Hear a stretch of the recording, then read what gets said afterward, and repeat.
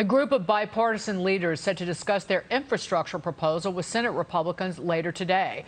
The 5 Republicans and 5 Democrats reaching an agreement of a proposed $1.2 trillion in spending over 8 years. Joining me now, North Carolina Congressman, Education and Labor Committee member, and Veteran Affairs Committee member, Madison Cawthorn. Congressman, you were out with an op-ed in the Washington Examiner highlighting the lack of high-speed internet access in your state. Can say the same for Southside Virginia as well, proposing the Rural Opportunities for Broadband in Unserved Settlements and Towns Act. Tell me more about that, but first your thoughts on this infrastructure proposal. Absolutely. Well, Dagan, thank you so much for having me on. But when you start looking at what's going on in western North Carolina, parts of Virginia, and really any rural district all over this country, I'm sure this story is not unique to my district, but I met a woman during my campaign season who had to work 2 full-time jobs. She's a single mother. And then when she was done with that, she would have to pick her children up. And because of the coronavirus, they were doing distance learning.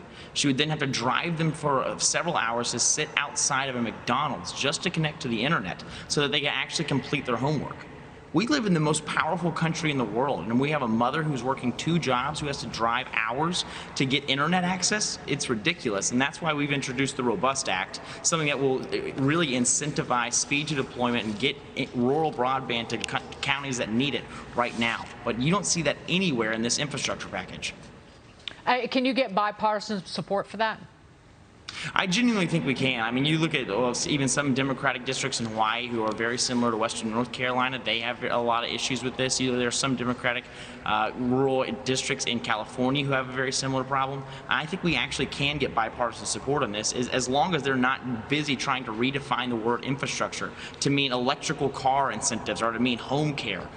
Instead, when I start thinking about this, Dagan, you may remember there was a story that broke about 2 weeks ago of an Italian sculptor who created an invisible sculpture, one that only he knew what it was, and so essentially it was just an empty pedestal with a certificate.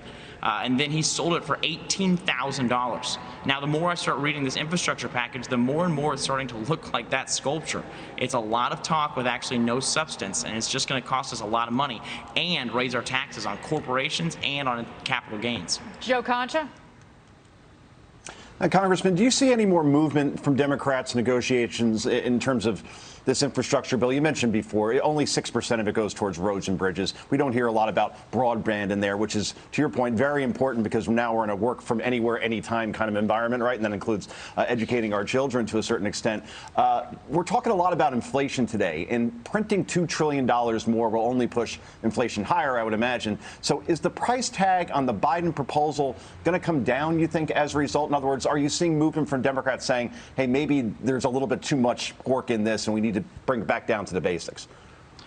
From my friends that I've talked to, the Senate Republicans that I've spoken to, they are hearing some movement from Democratic senators, but I have not heard anything echoed like that inside of the House of Representatives. I'm hoping our negotiations will be more profitable in this coming weeks as we are back in session, but we'll see how that turns out. But you're absolutely right. Only 6, maybe 7% of this infrastructure package actually goes to help bridges, roads, high-speed internet, things like that.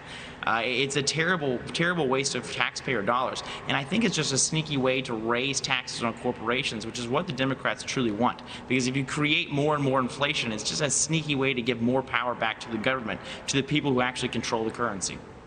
And the Treasury Secretary Janet Yellen has gone overseas and railroaded other countries into getting on board with that, in essence, with that global minimum tax.